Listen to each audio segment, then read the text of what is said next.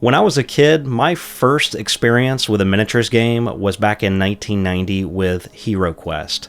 Of all places, it was Christmas time and I was able to get it at a popular retailer, Walmart. Subsequently, other games would follow in 1992, such as Battle Masters and Dark World. 1992 was also the year that Games Workshop released Warhammer: The Game of Fantasy Battles in its 4th iteration. I've pulled those boxes out and put them behind me to remind myself of where I started in the hobby, and today we're going to talk about a return.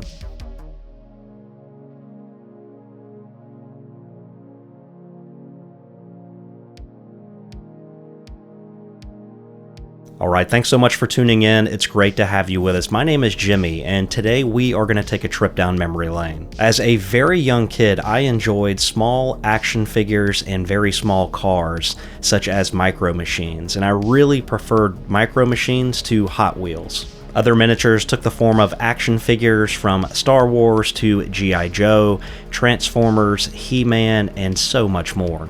I still have some Teenage Mutant Ninja Turtles in their original packaging, and I also have a lot of Muscle Men, if you remember these.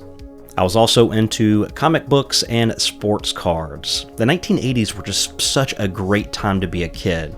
We didn't have the internet, and we really had to use our imaginations to bring things to life. I eventually found my first miniatures game in Hero Quest and quickly graduated to others.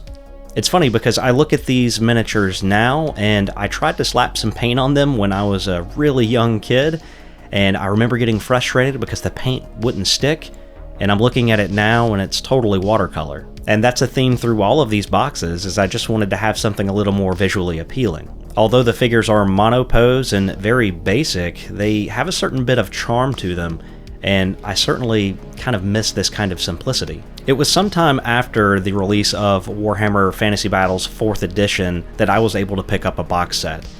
And I remember my parents being very against paying the price that they wanted, probably $89 at the time, for a bunch of plastic miniatures.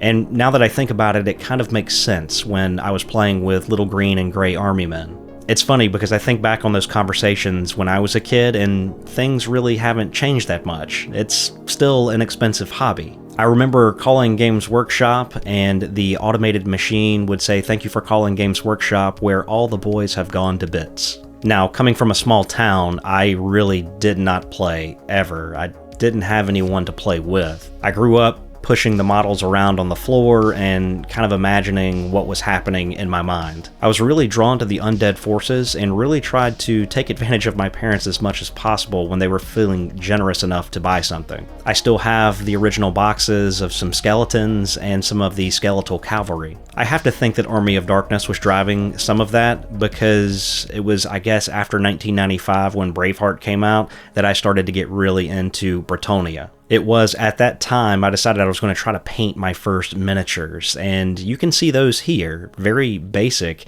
And at the time I remember being very unhappy with them, and I'm not sure if shade or wash was a thing at the time. I think it was, but that's really all these miniatures would have needed. I just didn't know about that. And back then, you really didn't have the internet to look it up. I would look at what I had put paint on and compare that to the White Dwarf or the supplement that I have, and it just did not look anything like it. So I kind of had a falling out with the hobby. But with my disappointment and my focus on other things such as sports and chasing girls at the time, my hobby just kind of faded into the darkness. And it would actually lay dormant there until 2012 or 2013 when I actually got into a game called Flames of War.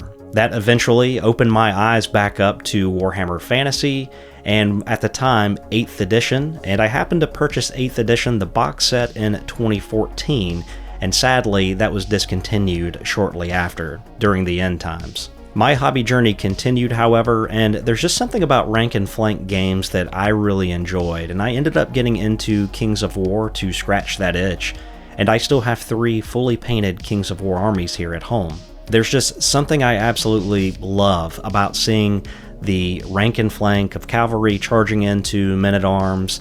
Aesthetically, it's probably my favorite setting. So when the Old World released in 2024, I was really hyped for it, and I started to just look at everything back from my childhood and saying how cool would this be to start up again. Sadly, with working full-time and running a YouTube channel, it's a bit difficult to slide in a project with such a large scale. Having the time to assemble and fully paint a full old world army is a daunting task. Plus, I had so many projects going on at the time, it was just very easy to push it to the side. But as we sit here in 2025 with the announcement of a new mode called Battle March, my interest is suddenly piqued again. Battle March will be a game mode where you can play 500 to 750 smaller scale point size games. And while I fully realize that I could have done this all along, it really took this announcement to kind of re-engage my thinking and saying, hey look, this is something that I want to do. Seeing this announcement has kind of brought me back to my childhood. It inspired me to make this video, and I think it's time to relive some of those moments from when I was a kid and finish something that I started so long ago. The inspiration to do these things comes from all places, and I think maybe getting an old world army or two on the table may be something that we have to do in the future. So what are your thoughts on smaller scale rank and flank? Do you have any projects from a distant age that you could revisit? If so, what's stopping you? I'd love to know your thoughts down in the comments. Hey, thanks so much for watching the video. It's always a pleasure to have you with us. Supporters Club, your names are on the screen now. That is by no means necessary. I'm one of those people where I ask for absolutely nothing. If you've watched the video this far, you've done more than enough to support the channel, so thank you so much. We will see you in the next one. Take care.